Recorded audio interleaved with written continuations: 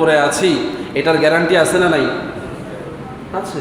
কিতাবগুলো তার প্রমাণ। আজকের 100-200 বছর আগের কিতাব না, 500, 700, 800, 1000 বছর আগের কিতাব যদি হয় সেটার গ্যারান্টি বেশি, না এই 100 বছরের মধ্যে তৈরি বা রচিত কোনো কিতাবের গ্যারান্টি বেশি? 1500 বছর আগের কোরআনের গ্যারান্টি বেশি, না নতুন করে কোনো ধর্ম আসলে সেটার গ্যারান্টি হবে?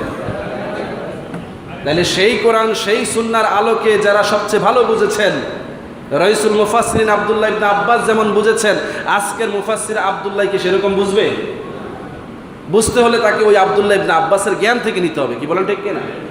ওটাকে বাদ দিয়ে নতুন কোনো বুঝ দিলে সেটা গ্রহণ করা যাবে না। ঠিক একইভাবে ওই সময়ের কাছাকাছি তাবী ছিলেন ইমাম আজম আবু হানিফা, যাকে সমর্থন করেছেন ইমাম মালিক রহমতুল্লাহ আলাই, যাকে সমর্থন করেছেন ইমাম আহমদ বিন হাম্বল, যাকে সমর্থন করেছেন ইমাম শাফির মতো আলেমেরা, এরকম হাজারো মুস্তাহিদরা যাদেরকে সমর্থন করে তাদের গবেষণার উপরে ইজতিহাদ করেছেন এবং সেটার